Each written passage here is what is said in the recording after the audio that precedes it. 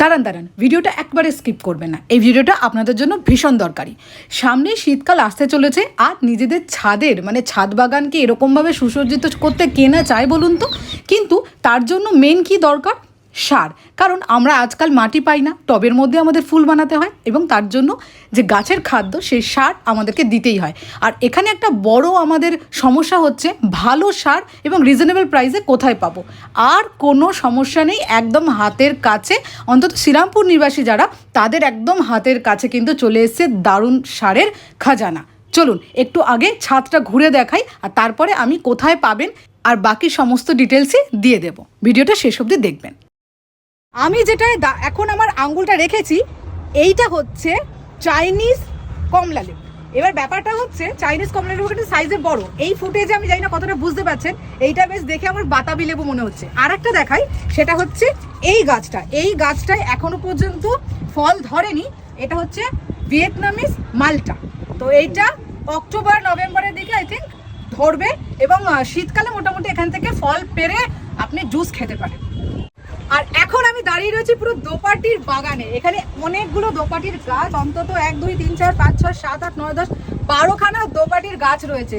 মানে দোপাটিতে ফুল আসলে বুঝতে পারছেন কি লেভেলের সুন্দর লাগবে। এখানে যখন ফুল ফুটবে তখন আমি আবার আসবো, কারণ এটা আমার মামা বাড়ি, কোনো ব্যাপার না। আর আপনারাও সাথে থাকুন দেখতে। আচ্ছা, এখানেই বলে রাখি, এই এত সুন্দর গাছ আপনি নিজের ছাদে কি করে করবেন, তার জন্য একটু ভালো সার তো লাগবেই। সেই সারের খোঁজ নিয়েও আজকে এসেছি। চলুন নিচে দেখাই। এইখানে রয়েছে একটা 2খানা বড় বেগুন গাছ, আর এইদিকে রয়েছে গোলাপ গাছ। এইখানে রয়েছে আমাদের যে পাতি লেবু, সেটাও একটা ধরে রয়েছে।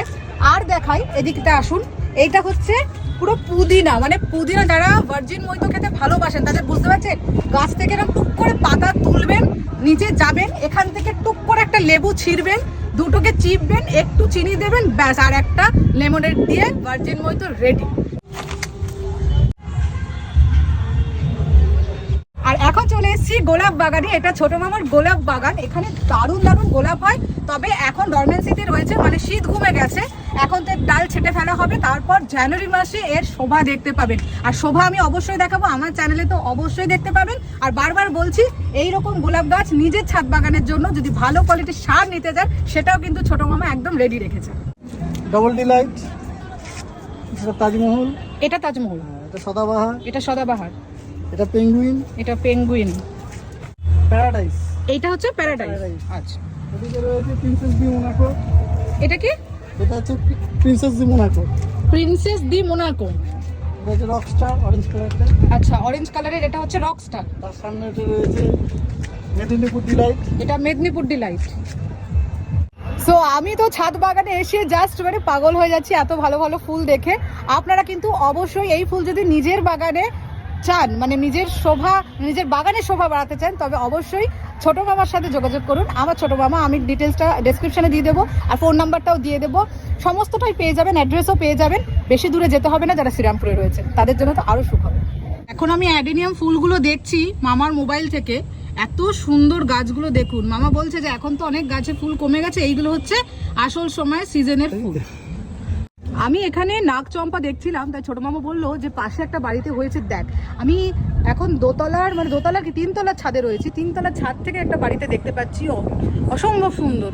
দেখুন কত ফুল হয়ে রয়েছে।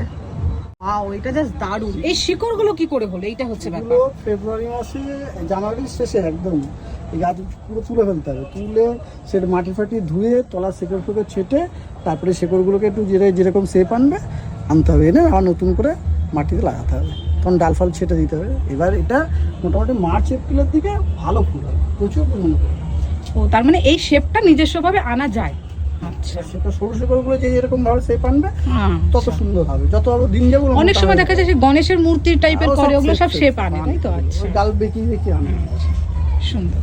এই যে আমি এতগুলো জিনিস দেখাচ্ছি, এগুলো কিন্তু সবই এই এত সুন্দর সুন্দর যে ফুল দেখলেন বা এত যে গাছ দেখলেন, তার যে খাদ্য, এগুলো সবই তাই। এখানে প্রচুর ধরনের সার রয়েছে।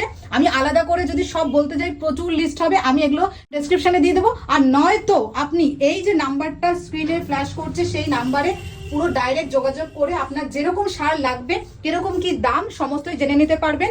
তাছাড়া আরো এইগুলোও রয়েছে, বলছি দেখুন।